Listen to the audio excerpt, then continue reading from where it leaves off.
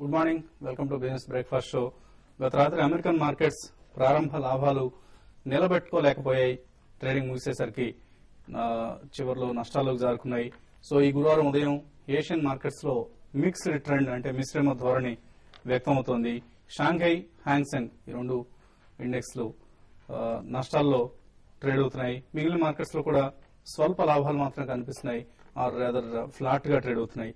So ఒక flat మందకొడి opening కు మన మార్కెట్స్ ఇవాళ సన్నద్దం అవుతున్నాయి. నిన్నటి ట్రేడింగ్ ఒకసారి గమనిస్తే నిన్న చాలా ఒడిదుడుకులతో సాగింది ట్రేడింగ్. ఒక టైంలో 200 పాయింట్లు లాభపడిన సెన్సెక్స్ మరి కాసేపటికే నష్టాల్లోకి జారుకుంది. ఫైనల్ గా స్వల్ప లాభాల్లో ముగిసింది. సో మొన్న నష్టపోయిన మెటల్ షేర్స్ నిన్న లాభపడ్డాయి. టెక్ స్టాక్స్ అంటే ఐటీ కంపెనీల స్టాక్స్ మాత్రం నష్టాల్లోకి జారుకున్నాయి.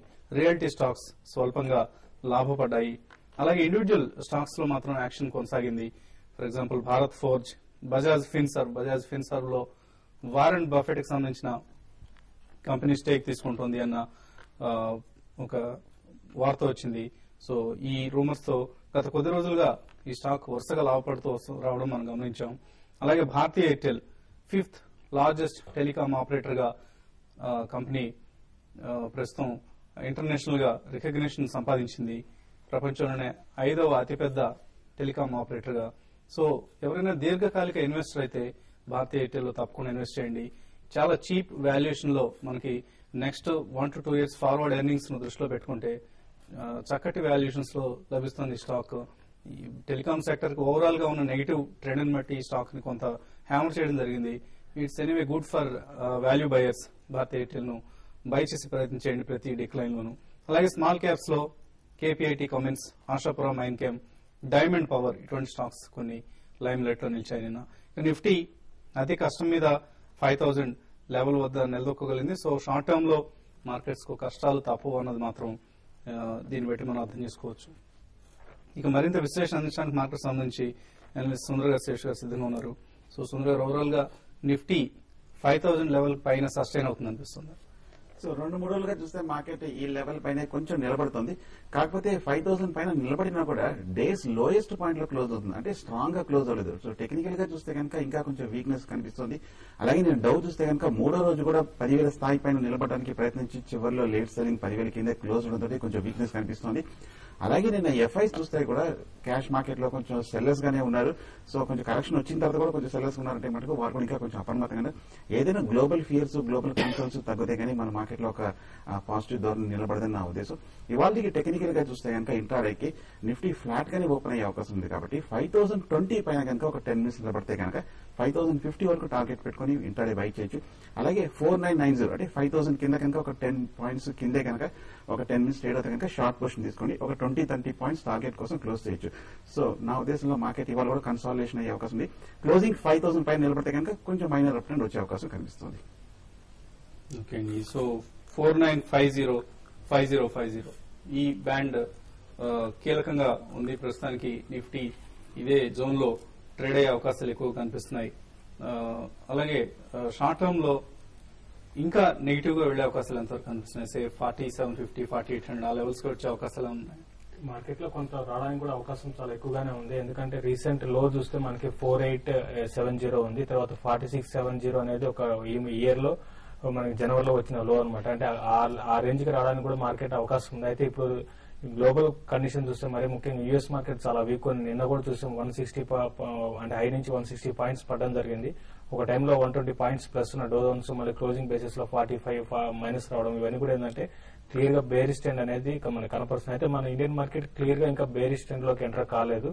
సో ఇప్పటి వరకు ఏంటంటే ట్రేడింగ్ మార్కెట్ గా అని చెప్పొచ్చు. ఎప్పుడైతే ఈసారి మాత్రం 4950, 4940 లెవెల్ కానీ కట్ అయితే డెఫినెట్ గా మార్కెట్ ఫర్దర్ గా వీక్ అయ్యే అవకాశం ఉంది. దీంతో పాటు ఇప్పుడున్న మార్కెట్ లో ఏంటంటే ఎక్కువ హెవీ షార్ట్స్ ఎక్కువ ఉండడం వల్ల ఏంటంటే మార్కెట్ పెద్దగా మనకి లోయర్ లెవెల్ లో షార్ట్ కవరింగ్ వచ్చి మార్కెట్ ఆపుతున్నాయి. ఎప్పుడైతే షార్ట్లని కూడా కవర్ కావడం జరుగుతుందో అప్పుడు మార్కెట్ లో ఫ్రీ ఫాల్ అనేది ఉంటుంది. ఏదైనా కూడా ఏంటంటే ఇప్పుడున్న పరిస్థితుల్లో మార్కెట్ ప్రెడిక్ట్ చేయడం కూడా చాలా డిఫికల్ట్. ట్రేడింగ్ ఇంట్రాడేలోనే మార్కెట్ మార్నింగ్ ఒక రకమైన ట్రెండ్, మళ్ళీ ఆఫ్టర్నూన్ ఒక రకమైన ట్రెండ్, మళ్ళీ క్లోజింగ్ బేసిస్ లో ఒక రకమైన ట్రెండ్, అంటే ఒక రోజులో 3-4 ట్రెండ్లు మారిపోతున్నాయి. అంటే చాలా ఫాస్ట్ గా మార్కెట్ లో చేంజెస్ అనేది చూస్తున్నాం. సో ఇప్పుడున్న మార్కెట్ లో ఏంటంటే కొంత ఈవెన్ ట్రేడర్స్ కూడా ఏంటంటే హై వాల్యూమ్ చేయకుండా తక్కువ వాల్యూమ్స్ ట్రేడింగ్ చేసుకోవడం చాలా వరకు బెటర్.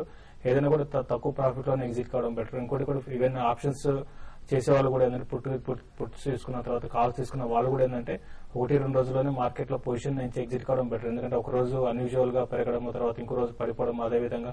సో ఇక్కడ ఏంటంటే మార్కెట్ లో కన్ఫ్యూజన్ స్టేజ్ లో ఉంది. డౌన్ సైడ్ చూసుకుంటే 4950 బిలో క్లోజ్ అయితే మాత్రం మార్కెట్ లో సెల్లింగ్ ఉంటుంది. అట్లా అప్ సైడ్ చూసుకుంటే 5060 5050 దాని అబోవ్ కానీ మార్కెట్ కానీ సస్టైన్ అయితే మాత్రం ఫర్దర్ గా కొంచెం పెరిగే అవకాశం ఉంది. ఈ 100 పాయింట్స్ లో ఉన్నంత వరకు మాత్రం మార్కెట్ లో ఏమి ట్రేడింగ్ మాత్రం ఏమి చేయలేని పరిస్థితిలో ఉన్నామండి. కొంతమంది కాలర్స్ లైన్ లో ఉన్నారు. రాధా ఖమ్మం నుంచి లైన్ లో ఉన్నారు. హలో, చెప్పండి రాధ గారు. మధుకాన్ ఏ రేట్ లో కొన్నారండి ఇవి? 180 లో బై చేశారు.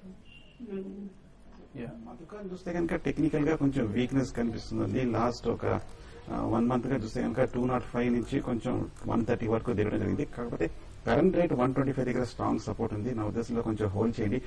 ఒక 4-5 రోజుల క్రితం చూసాము 64 కిలోమీటర్ నేషనల్ ప్రాజెక్ట్ రావడం జరిగింది బీహార్ లో. అలాగే 2-3 మేజర్ ప్రాజెక్ట్స్ కూడా రావడం జరిగింది మిగతా ఇన్ఫ్రాస్ట్రక్చర్ కంపెనీస్ తో పాటు. అలాగే ఆంధ్రాలో కూడా చూస్తే కనుక 150 మెగావాట్స్ థర్మల్ ప్రాజెక్ట్స్ కూడా రావడం జరిగింది. అలాగే 2000 crores వరకు ఒక కృష్ణపట్నంలో ప్రాజెక్ట్ రావడం జరిగింది. సో ఇవన్నీ చూస్తే కనుక ప్రాజెక్ట్స్ విపరీతంగా ఉన్నాయి. కాకపోతే మార్కెట్ వీక్నెస్ వల్ల కొంచెం తగ్గింది. ప్రస్తుతానికి హోల్డ్ చేయండి. ఓకే అండి. సో మధుకాన్ ప్రాజెక్ట్స్ ప్రస్తుతానికి హోల్డ్ చేయండి. మధుకాన్ ప్రాజెక్ట్స్ లో మీ రేట్ ఆఫ్ కోర్స్ రావడానికి కొంత సమయం పడుతుంది. 130 రూపీస్ ప్రస్తుతం ట్రేడ్ అవుతున్న ప్రైస్ మీది. 180 పర్చేజ్ ప్రైస్ అన్నారు. మేబీ 6 months to 1 year మీరు హోల్డ్ చేయాల్సిన అవసరం కనిపిస్తుంది. స్వామి అనంతపూర్ నుంచి లైన్ లో ఉన్నారు. స్వామి గారు మార్నింగ్. స్వామి గారు చెప్పండి. సార్ మోసర్ బై 72 లో బై చేశాము. మోసర్ బై 72 లో బై చేసాం. Hold or exit. అట్లానే సుజలాన్ ఇప్పుడు ఎంటర్ అవచ్చా? సుజాన్ లో రైట్స్ ఇష్యూ సంబంధించిన నిన్నటితో ఎక్స్ రైట్స్ డేట్ కూడా అయిపోయింది. అయితే సుజలాన్ అయితే ఇప్పుడు ఉన్న పరిస్థితిలో మీరు ఎంటర్ కావచ్చు. ఒకవేళ మార్కెట్ ఇప్పుడు టెక్నికల్ గా వీక్ ఉన్నా కూడా పెద్ద పడినా కూడా హెవీగా పడే అవకాశం కూడా లేదు. ఇప్పుడు అంటే ఈ రోజనే కాకుండా కొంత వెయిట్ చేయండి. ఈ కరెక్షన్ లో మాత్రం డెఫినెట్ గా సుజలాన్ పిక్ చేసుకోమంటాను. ఎందుకంటే ఈ స్టాక్ లో ఈవెన్ బ్యాడ్ న్యూస్ లో వచ్చిన తర్వాత రిజల్ట్ బాగాలేక ఇవన్నీ కూడా చూసాము. అయినా కూడా ఏంటంటే స్టాక్ లో అనేది కొంత వాల్యూ బయింగ్ అనేది ఈ లెవెల్లో కనపడుతుంది. ఎందుకంటే మనకి ఆల్ ది వే 100 రూపీస్ నుంచి స్టాక్ దగ్గర సగం అయిపోయింది. ఇక్కడ నుంచి ఒక 5 to 10% కానీ స్టాక్ ఎప్పుడైతే డౌన్ అయితే అప్పుడు మీరు పిక్ చేసుకోమంటారు. ఇంకా ముసర్ బేర్ విషయానికి వస్తే ముసర్ బేర్ మాత్రం మీరు హోల్డ్ చేయండి. ఎందుకంటే రీసెంట్ గా ఈవెన్ మార్కెట్ పడుతున్నా కూడా స్టాక్ లో పెద్దగా కరెక్షన్ అనేది లేదనమాట. ఇంకోటి ఇక్కడ 50 to 55 రూపీస్ దగ్గర ఈ స్టాక్ లో బేస్ అనేది ఫామ్ అయింది. కాబట్టి ఇక్కడ ఇది మళ్ళీ 75 to 80 రూపీస్ ఈవెన్ 90 రూపీస్ దాకా మళ్ళీ మార్కెట్ ఏమాత్రం కరెక్షన్ ఆగిపోతే పెరిగే అవకాశం ఉంది. కాబట్టి ముసర్ బేర్ మాత్రం హోల్డ్ చేసుకోండి. ఇది కూడా బై చేయండి, కానీ ఇప్పుడే కాదు, కొంత వెయిట్ చేసి బై చేయండి. ఓకే అండి. నెక్స్ట్ కాలర్ కిషోర్ హైదరాబాద్ నుంచి లైన్ ఉన్నారు. కిషోర్ గారు హలో. గుడ్ మార్నింగ్ వాసంతి గారు. గుడ్ మార్నింగ్ అండి. అది డైరెక్ట్ ట్యాక్స్ కూడా అమలు అయ్యే ఛాన్సెస్ ఏమైనా ఉన్నాయండి? అంటే హోమ్ లోన్ ఎగ్జామ్షన్ వస్తుందా లేదా నెక్స్ట్ ఇయర్ నుంచి? అండ్ హోమ్ లోన్ ఉంది నాకు, దాని గురించి కొంచెం శేషగాన్ని సుందరరాజు గారిని చెప్పండి sir. And one more thing, Airtel నేను 360 లో తీసుకున్నాను. అది 1 year లో ఏమైనా రేట్ వచ్చే ఛాన్సెస్ ఉన్నాయా? ఓకే అండి. 360 అంటే కొంత కష్టమైన రేట్. అయితే డైరెక్ట్ ట్యాక్స్ కోడ్ వచ్చే ఏప్రిల్ నుంచి అమలు చేయాలని ప్రభుత్వం భావిస్తోంది. సో డైరెక్ట్ ట్యాక్స్ కోడ్ లో మీకు కొత్తగా తీసుకోబోయే హౌసింగ్ లోన్ సంబంధించిన గైడ్లైన్స్ మాత్రం ఉంటాయి. సో మీ పాత లోన్ సంబంధించి బహుశా ఎటువంటి మార్పులు ఉండకపోవచ్చు. దీని గురించి మీరు వరీ కావాల్సిన అవసరం ఉండదు.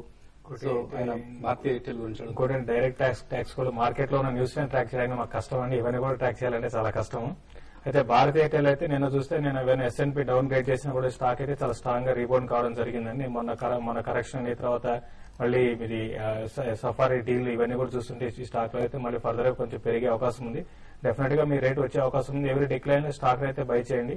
ఇంకోటి ఇప్పుడు గ్లోబల్ గా ఏంటంటే మళ్ళీ ఇప్పుడు వాల్యుయేషన్ లో మళ్ళీ టెలికామ్ స్టాక్స్ చాలా అట్రాక్టివ్ ఉన్నాయని ఫ్రెష్ బయింగ్ అనేది మరి ముఖ్యంగా ఫండ్ బయింగ్ అనేది జరగడానికి కూడా అవకాశం ఉంది. కాబట్టి ఏంటంటే ఇప్పుడు ఈ సెక్టర్ లో ఇక్కడ నుంచి పెద్దగా డౌన్ సైడ్ ఉండకపోవచ్చు. కాబట్టి మీరు ఎవరి డిక్లైన్ లో భారతీయ మాత్రం బై చేయండి. ఓకే అండి. SGX నిఫ్టీ ప్రస్తుతానికి ఫ్లాట్ గానే ట్రేడ్ అవుతుంది. 5010 పాయింట్స్ ట్రేడ్ అవుతుంది. జస్ట్ 2 points లాభంతో. ఇప్పుడు షార్ట్ బ్రేక్ తీస్తున్నాం. Short to medium break. In fact break వ్యవధి చాలా ఎక్కువగా ఉంటుంది అని చాలా మంది కంప్లైంట్ చేస్తున్నారు. So but still anyway a commercial break is always inevitable. So please bear with us. Stay tuned.